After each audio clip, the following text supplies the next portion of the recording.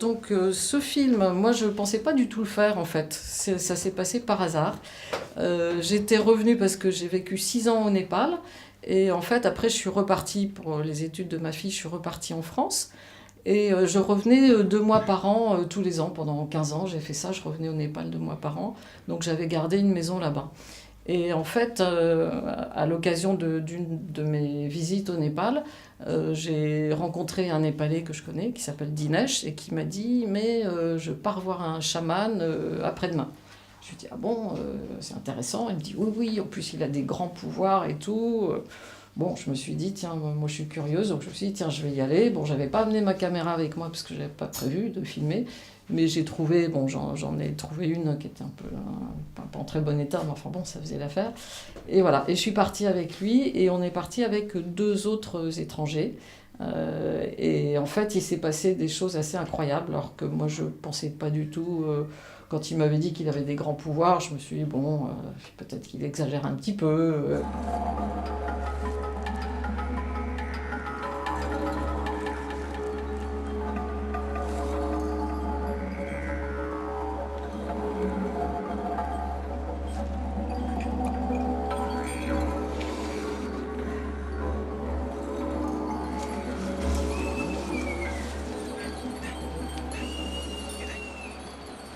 Et il s'est passé des choses que je n'ai pas pu expliquer. Après, c'était un peu organisé, donc avec Dinesh, on devait repartir. Il y avait une voiture qui venait nous chercher. Donc on est reparti après tout ce qui s'est passé. Ça a duré pendant 3 jours. Et ensuite, je me suis dit, c'est pas possible, il faut que je retourne le voir pour avoir des explications. Parce qu'il s'était passé tellement de choses que je ne comprenais pas. Il fallait absolument que j'en sache plus. Donc je suis retournée 6 mois après chez lui pendant une semaine. Et là, je l'ai filmé au quotidien, je l'ai suivi dans son travail de chaman un peu médecin. Voilà. Et j'y suis retournée une 2e fois, encore une 3e fois, pour essayer d'avoir d'autres images, parce que la première fois, je n'avais pas pris ma caméra, enfin, je n'avais pas trop eu le droit, et pour essayer d'avoir des images de nuit de ce qui s'était passé.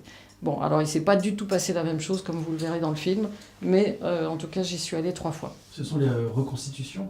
Oui, à un moment, il y a une reconstitution, oui, malheureusement. Mais en même temps, après, est-ce que ça aurait imprimé l'image ? Ça, je ne le saurais hélas jamais. Mais en tout cas, je raconte exactement ce qui s'est passé au fur et à mesure. Et je ne suis pas la seule, puisqu'on était donc 3 étrangers. Et il y en a 2 qui sont restés plus que moi, parce qu'à un moment, on a passé une partie de la nuit avec les chamans. Et eux ont vu d'autres choses, et j'ai leur témoignage aussi. Et donc ce film avait été projeté au musée Guimet, à Paris, il y a quelques années. Et j'avais fait venir l'Anglais que vous allez voir, qui témoigne, et qui a raconté aussi, voilà, qui a été le témoin de ce qu'il avait vécu lui aussi. Donc je vous laisse regarder, et voilà. Sur le toit du monde, on pratique encore aujourd'hui des cultes mystérieux, des cérémonies secrètes liées à la nature et aux esprits conduites par des chamans. Je suis en route vers une région reculée du Népal, le Dholaka. Un ami népalais, Dinesh, m'a parlé d'un chaman vivant dans l'une de ces vallées. Un homme extraordinaire d'après lui. Dans quelques jours aura lieu un événement exceptionnel où il devrait donner la pleine mesure de ses pouvoirs. Je vis au Népal depuis quelques années, mais c'est la première fois qu'une telle occasion se présente. Je suis vraiment curieuse de découvrir le monde étrange du chamanisme.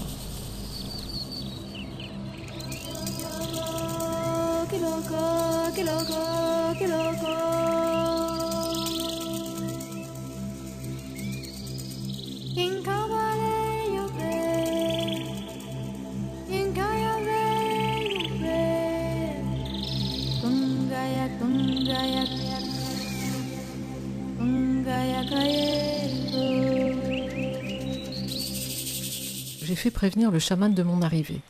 Il doit m'attendre à l'arrêt du bus. J'espère qu'il m'autorisera à dormir dans sa maison, car il n'y a pas d'hôtel à des kilomètres à la ronde.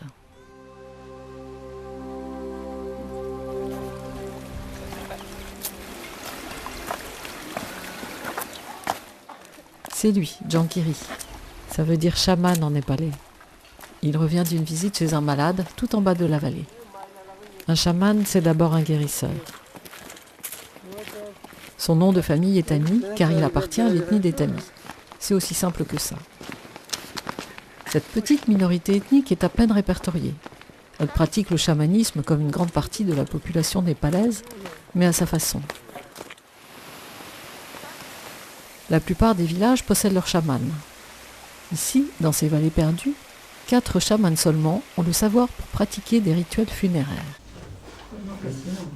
C'est assez incroyable, hein. Franchement, j'en revenais pas moi-même. Je me disais, mais c'est...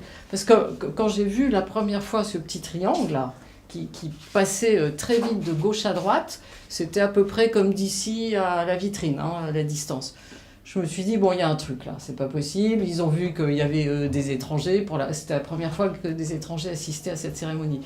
Donc ils ont voulu nous en mettre plein la vue et tout. Donc le chaman s'est mis à courir, je l'ai suivi, on est arrivé à l'endroit où moi j'avais vu ce petit machin. Et là j'ai regardé, je me suis dit, il doit y avoir une ficelle, un petit drapeau, c'est pas possible quoi. Et il n'y avait rien, j'ai bien regardé partout, il n'y avait rien du tout. Ensuite, après, moi je l'ai vu une deuxième fois, on a redescendu jusqu'à un petit chemin, j'ai revu encore une fois, mais qui partait à droite. Et je ne sais pas pourquoi, le chaman lui est parti à gauche. Mais comme je ne pouvais pas lui parler, je lui ai pas dit, bah non, c'est de l'autre côté, donc voilà. Et après, j'ai plus rien vu.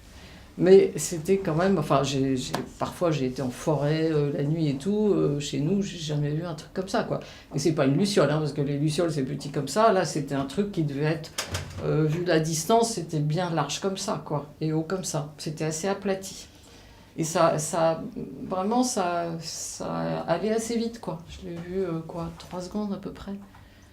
Mais je l'ai vraiment vu, et Isabelle derrière aussi, elle a vu la même chose, parce qu'après je lui ai dit, mais t'as vu le truc là? Elle m'a dit, oui, j'ai vu ce triangle, donc on a vu la même chose, quoi.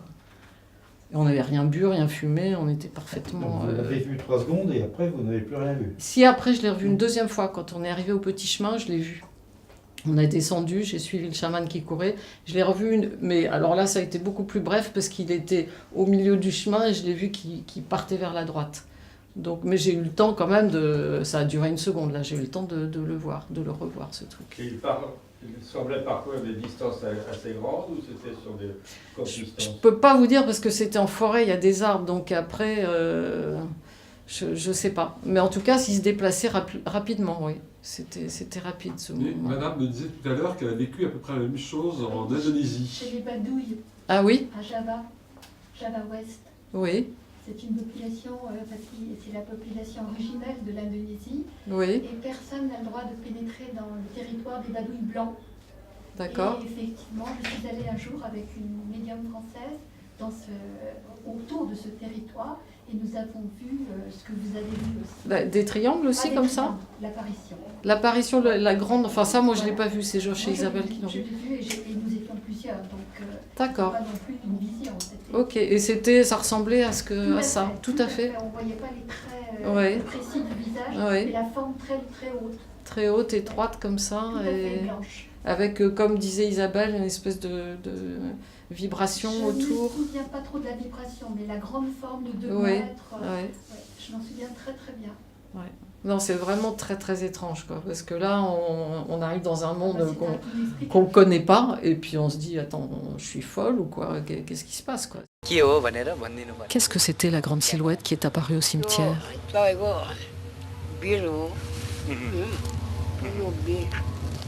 C'était un esprit majeur très puissant, appelé Bir. Il n'avait pas de tête. Certaines personnes peuvent le voir, d'autres non.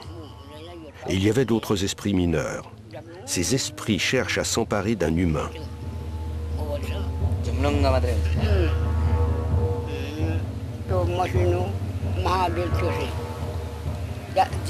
Ce qu'elle a vu était sûrement un esprit mineur, et les autres ont vu un esprit majeur. Celui-ci était entouré d'esprits mineurs.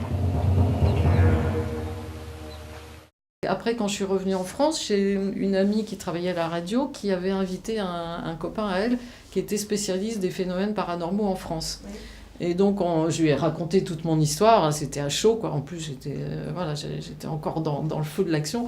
Et il m'a écouté, puis à la fin, il m'a dit « Mais ça ne m'étonne pas, parce que chez nous, en France, dans les campagnes, il y a des pierres aussi qui tombent comme ça, les gens entendent ça. » Et moi, je ne savais pas du tout que chez nous, il y avait des phénomènes un peu similaires aussi. On les assimile à des fantômes, quelquefois. Ouais. Des apparitions fantomatiques. Oui, c'est ce qu'il dit, c'est des esprits qui veulent nous faire peur, qui veulent... Ouais. Et je ne sais pas ce qui serait arrivé si lui n'était pas intervenu, là, quand il a coupé la tête du poulet, qu'il a jeté le sang et qu'il m'a fait reculer. Moi, il m'a dit après donc, que j'étais en grand danger, que j'aurais pu mourir. Maintenant, je ne sais pas, mais il avait l'air paniqué, quoi. Et moi, comme je ne savais absolument pas ce qui se passait, j'ai pas eu peur, en fait. Je me disais, bon, j'ai dû faire une bêtise, mais je ne sais pas quoi.